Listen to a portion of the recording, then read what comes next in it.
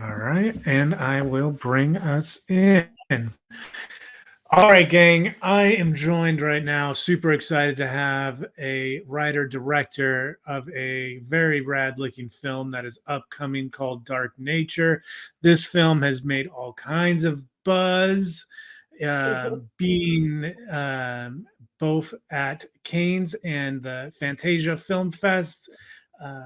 Actually, it transitioned from the Fantasia Film Fest into Cannes as one of the seven that were featured as part of the Fantastic Sevens at Cannes, which is really cool. Epic Pictures getting behind seven movies, really trying to like market them, shop them, get them distributed, which for horror fans is always a huge deal. The more horror films in the actual theater versus just streaming, the better. And this one is getting a select theater run and will be available on VOD if it's not happens to be in your area. Fingers crossed it is, so you get to watch it on the big screen.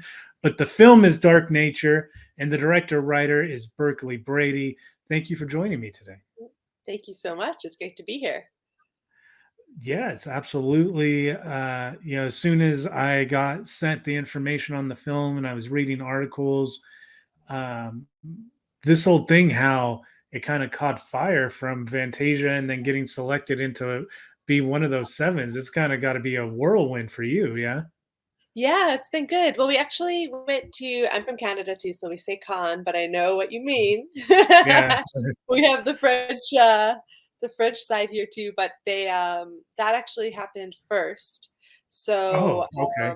yeah, so unfortunately I wasn't able to go because I actually had just had a baby and I was pregnant during the shoot.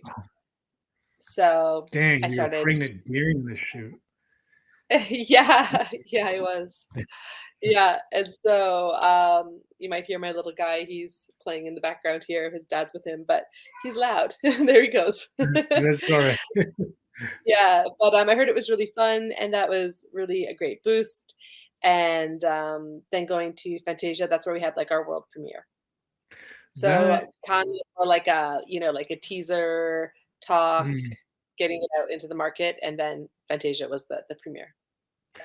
that is very cool, man. The whole process of which like the horror community has really like I don't know, it feels like it's like more than ever, like it's just like busting through the seams as far as horror being recognized, horror being exposed more, like all of it. If it always felt like I remember growing up as just a horror fan, like horror movies always felt like the stepchild that never got any recognition, and Yeah. now it's like completely flipped. So it's just, but man, you filmed this thing pregnant, which is wild. Like that is a hell of a like badge of honor to wear for you. But the premise of it, like this thing seems very like psychological and like just like the tonality of it is dark because your like main protagonist is going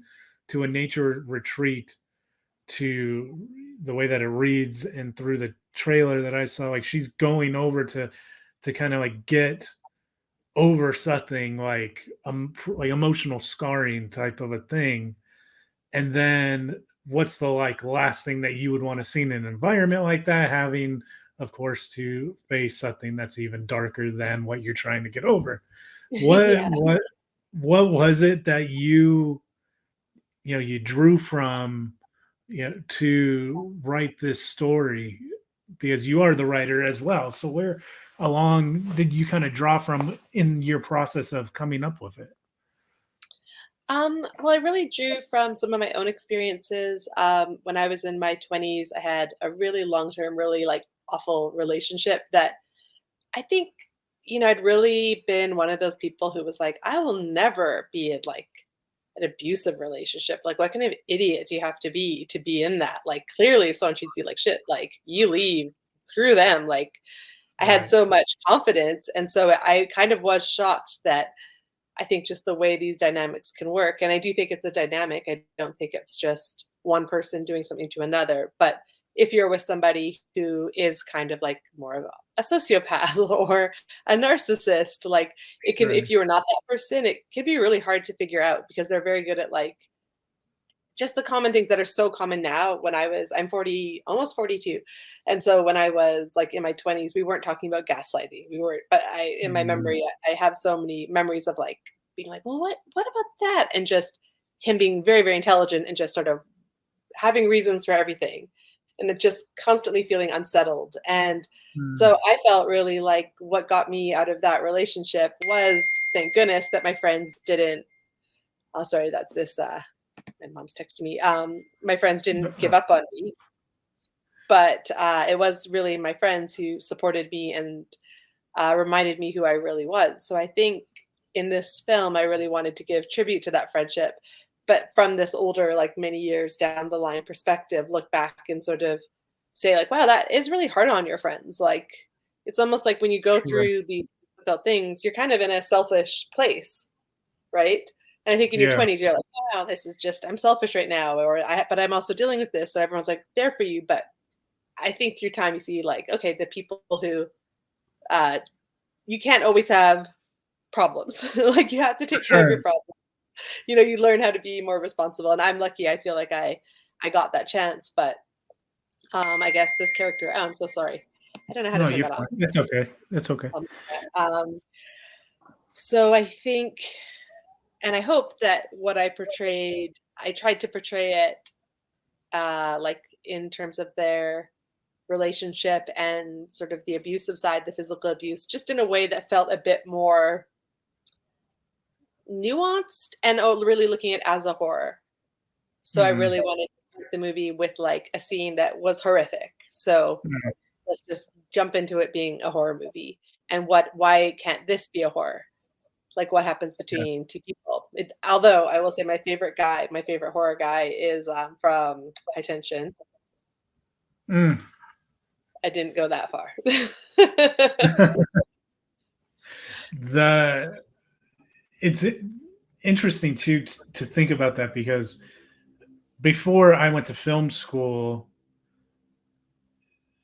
the word, how you said analogy, like I think that y- I could go into a horror movie specifically and not catch like 60 to 75% of like all the subtext. And Mhm. film school really kind of like, I guess, taught me how to watch film, not just like this, but more like this, and be like, Mhm. no, it's not just, and I'm not talking just horror, any genre of film, but horror people here. Yeah, But it's like there is like multiple levels of the game. And right. I think that multiple horror films now too, and I don't know if it's a testament of more independent filmmakers getting their stuff noticed, or if it's just, I'll have to go back if it's just always been there and I never noticed it before. But it definitely seems like there is a lot more of that, like deeper thinking horror movies coming, Mhm. where it's not just a monster in a closet. Like you're dealing with her monsters in her closet as Yeah, well. Like, so I exactly. think that's really cool. Like a thinking horror film, I think more of that is kind of what the audience is wanting right now too. Like Yeah. more um but with that, was that like, because now when you say that you're drawing from all your past experiences to put this piece of art together, what was that like to kind of have to relive all of that as you're putting the words into the script and then going onto set and filming that? That had to have been tough. I think it was almost tougher for some other people on set. There were definitely some other crew members who were like, "Yeah, this is kind of intense for me. Like, it's really triggering me. I had this experience." I've had Mm, that people say that when they leave the theater, but for me, I think I think I'm so far removed from it. It was so long ago for me, and mm, so for me, it's just like, oh, it's nice to be able to tell the truth because at the time that this happened, especially before Me Too, I told some people, but there were people who I told in our friendship group who really were like, "Well, we talked to him, we kinda mentioned it, and he said it didn't happen." So, Mm, there was just it took a long time before this person finally admitted, like, that, yeah, he had done things that and, like, just crossed lines that and it not obviously, I think what I've come to learn through time is that someone who does crosses those lines, unless they immediately, like, take responsibility and sort of work on themselves, mm, they're not gonna change, and I was the beginning. He has a trail of people mm, who he has hurt. And so after a certain number of people, people are kind of like, "Oh, well, funny, yet another girlfriend." Like, he's stalking yeah. yet another girl, or he's like just this behavior that's he's not like, well, not that it matters, but I just don't think that, yeah, he's just I think he's a predator. Like it's like predators will seek their prey. And so Sure. yeah, so that I think for me just being like, well, I'm just gonna tell the truth and just keep telling the truth. That feels Mm. good actually, I think. Yeah, no, that I mean, tell the truth is a great uh rule to just live your life by in general, man. Right? Like the amount of kids is I'd mentioned to you I do the Comic Con thing, but I pay my bills by working at a high school here in our town. Yeah. And yeah, if the kids, I tell the kids all the time, man, like their high schools and they're getting ready to graduate right now, but halfway Yeah. through the year, if they hadn't done anything and they're like, well, I didn't turn this in because yada yada yada, and I'm like, man, I've heard it all before. Just tell me you didn't do it and I'll help you make it up. Like, just tell me the Yeah. truth. um Yeah. so that definitely, yeah, coming to Yeah. grips with, I am this kind of a person, I need help. Like, Yeah. that is really the first step, and if you ignore that, then well, Yeah. in And kind of a admitting like I did this. Like, yeah, yeah, that was not good, but being like, well, but I think that's like the sort of narcissistic personality is always going to blame others. It's going to be like, well, they did this and then I felt this. So my emotion was so important. I had to hit them or I had to threaten them or yeah, there's like for them they really don't I think that part that's like, yeah, but you that was not good and don't do that. yeah, Like that part yeah, just isn't there. And I yeah, think oh, in my experience at least, that boyfriend, he was very, like, handsome, very well-to-do family, really smart, like, had everything going for him, so it's very easy I realized, like, he had so many passes. People don't wanna see, like, who he mm, really was. And I don't know who yeah, he is today, but I don't yeah, I don't really care. yeah, yeah. I mean, the way that you described that my horror movie brain immediately goes to like a uh, your next type situation, like this family that maybe that knock on wood that they're not, maybe they all are in on it, type of a thing.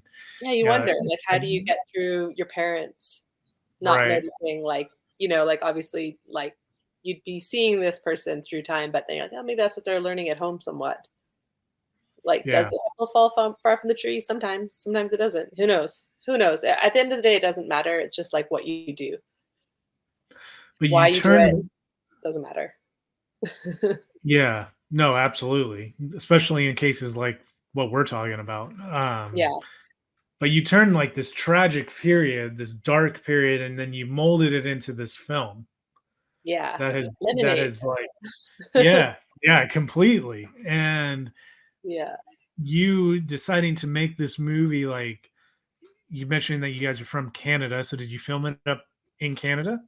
Yeah, we did, yeah, and that's still where I am. I'm based out of here. So we filmed around the Calgary area, and in Nice. Calgary, which is an amazing location. So many movies shoot here. It's a busy place, like production wise. I think we have more productions than Vancouver right now. Wow. Yeah, The yeah, it's cool. Calgary geographically is Vancouver. I'm in California, and Vancouver's like directly above us.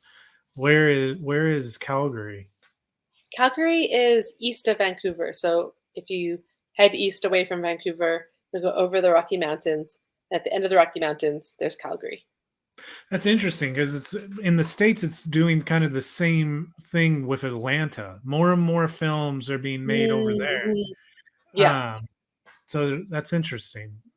Yeah. Uh, it's cool. Like the more opportunity, the better. But that it's Yeah. kind of it's kind of interesting to see that migration from the Western to the Eastern becoming more and more in the Yeah, film genre. I think, When you when states or provinces make it, become production friendly, they'll attract production. Yeah, for sure. So, And yeah, you're setting it being kind of in a remote spot, like she's going to this retreat to heal, adds to the ultimate, horror movie scenario being in a remote location where there's not like police station or help yeah, immediately nearby.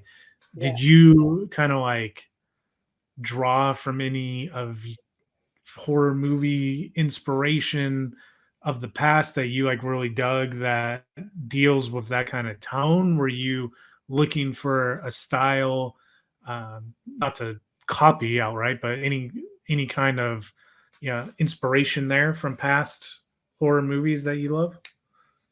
Yeah, well, obviously, The Descent was a movie that I love, in many ways, my movie's like an homage to that, Mm, but it's also very different. I also really love Eden Lake okay. and yeah, and, Backcountry. Yeah. Those were Yeah. definitely films I was looking at in terms of, like, being hunted, just creating tension.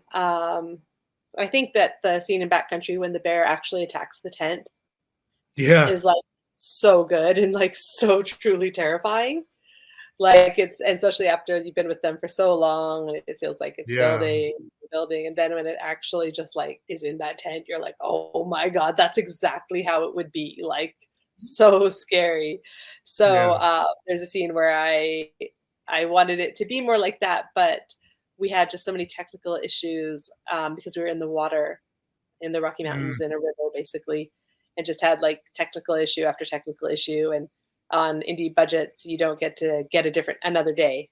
Like if your equipment doesn't work or you lose things, that's it. That's the footage you get. You have to move on.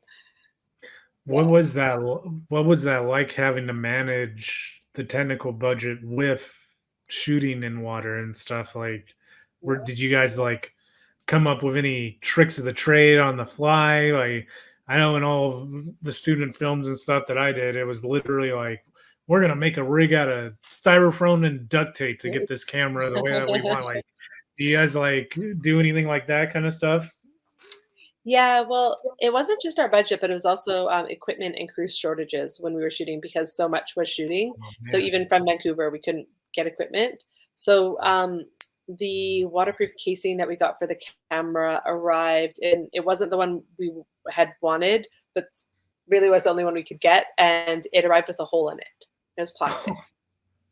So our poor Cool. focus puller, Solomon, he was like, "Okay, I guess tonight I'll be patching this and testing it in my bathtub in my hotel room and Yeah. hopefully making that work." So then that was like, that drama of that morning and trying to figure that out.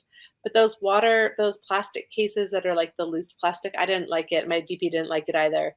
It's just Mm, very, they kind of fill with air. And so they can be really hard to submerge the camera huh.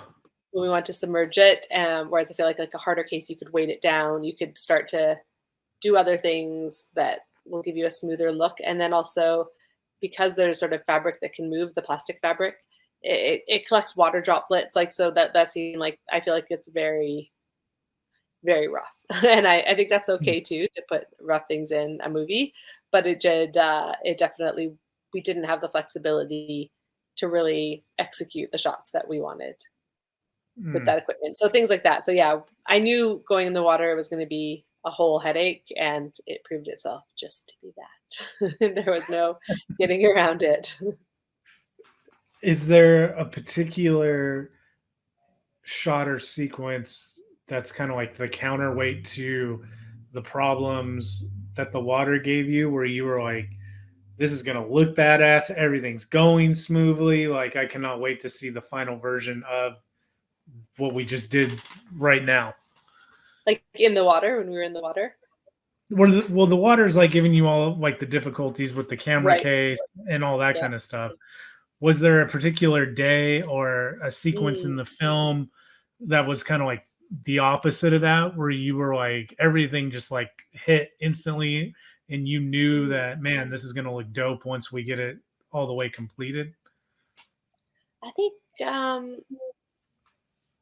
there was a couple days like that, definitely, where, there's a scene where they're entering the canyon, and it's very much Mhm, for me like when they're entering the creature's sort of territory. It's very much like a birth canal. You like go through this. She's hearing whispers. To me, that's like kind of like spirits. Maybe people have been already dead or like murdered there. mhm, She's really like picking up on something. And once you go through that, you're really in his world. Um, mhm, and so that we had so many issues with that because you're in this canyon, and then so if anyone's hiking above, they could kick off a rock and it could come down into the canyon and hit someone in the head. So we can't mm, have anyone above. But then we had this family that had decided they'd actually found our ropes that we had there for our getting into the cave, and we're using all of that to get into this cave. And then they didn't want to leave. They were like, "You can't tell us to leave. This is a public park." We're like, "No, no, no. Of course, we're not telling you to leave, but like, we're just wondering, could you like let us know when you're going to be moving, so that we can just keep ourselves safe. We're just below you. You know, we can work together here." And they're like, "No, I'm going to sit here and teach my kids about wilderness." I'm like, using our ropes, like whatever. Okay. So we really lost some time there just waiting. So we got a lot of those shots like really on the fly, really fast, mhm. but we did get them. So I knew it looked good, and that's why we worked so hard for that location, was because it's pretty hard to make it look bad. How was that doing that where you're like dressing a location in the public park? Um, you're working when you say you're working to get that location, I'm assuming like the permits and everything to film there. But with that being a public park, case in point, dude who won't leave you guys, the space to get your shot. Like, Yeah. what is that process like in Canada? Were you guys just like filling out permits, or what was it to be able Yeah, to do that? yes. So we scout the location, sort of figure out, can we do this? And do that. We do that with the safety coordinator and stunt person, so that he could sort of say, is this feasible? Can I make a system that will be safe here? What will it be? What will it cost? How much time will it take? And it's like, okay, if that works for production, go to permit office, get permits, get dates, pay the money. They'll work with your budget. What they kind of have different tiers that you can come in at, Mhm, and they were really great, really for the most part. Pretty no, they were entirely great. The parks people. So we get the permits, and then when you're there, it wasn't so busy, and we were kind of picking times where it wouldn't be so busy. And there's so many times in shooting, as you know, where you're not actually shooting. Like the actual shooting, like camera rolling, is such a small portion of the day in many ways. It's mostly about like mhm. getting there, getting ready. Yeah, So people could pass by, and most people were very, very courteous. Like, "Oh, I'm so sorry. I don't want to be in your shot." You're like, "No, no, no. You're great. You're good. Like, if you don't mind waiting here for 30 seconds, then we'll finish this and you can go through." And that most people were really, really great. right on. Yeah. The film ultimately about your protagonist coming face to face with the monster that is inhibiting the area that she's in, as well as I can guess some monsters from her past. What do you, as the filmmaker, want the viewer to kind of take away upon getting to watch your movie? I think um, for them to just think whatever it makes them think about, so hopefully I've just laid a permission in a way to be acknowledge that these things are difficult and that they're complicated. Like, I don't think there's any easy answers, and there aren't, and nothing about addressing any problem is going to be easy. And hopefully they feel less alone, like, "Oh, I'm not the only one who feels that." That's Yeah. part of it. I think sometimes maybe there's a bit of a narrative, like, if you find out what's wrong or you go just address it, then you'll be fine. It's like, well, maybe, Mm, but maybe it's gonna be really hard on your friends, and maybe it will be some maybe you'll make some steps forward, and maybe you'll have some steps back. when you're having those steps back, if you feel like you're failing or alone during that will make it that much harder to take your next step forward. So hopefully just that. Yeah, just coming from being someone who's had not trauma in this vein, but past trauma that I have had. I've been vocal on this show actually, as far as get help and hear these support structures and stuff, Mm, um, just based upon stuff that I had happen, and the fact that you are able to tie both in. I sound like a broken record, I know, but the fact that you are really able to tie in that is really cool, to be able to appeal to the horror community, which, man, there's two things that I have in my adult life. The horror community really, um, is one of the most welcoming communities mhm, out there. mhm. And I think that it is probably based upon the prejudice that we talked about from like 20 years ago, when it was like the stepchild that no one talked about genre. Um, that the Yeah, fans of like the Freddys and the Michaels and the Jasons that were like the film punks, film renegades, like horror, man, slashers, like that yeah, was kind of like the proud era. And then from like the late 80s to the early 2000s, even the 2010s, it wasn't exactly like the coolest thing to be a yeah, horror fan. So that's I true. think that like through that kind of outcast vibe, like horror fans found each other even more outright, type of a Yeah, thing. yeah, definitely. And so the conventions and like just going to a horror movie in a movie theater, like all that, the vibe is very much like family. And Mhm. Yeah, that goes from like the all the way to like directors, actors, crew members, all the way yeah, to fans, like everybody, like watching that, cast and crew of a certain film interact with the fans on a convention floor is one of the like dopest things ever, after you hear nice. them tell stories about like meeting like a mega movie star, and I only got 15 seconds and they shook my hand barely, and meanwhile like Kane Hodder's over there hugging people, like complete, Yeah, again, like complete opposite. And yeah, it really totally. is it really is like cool to like, for lack of a better term, like beautify past trauma.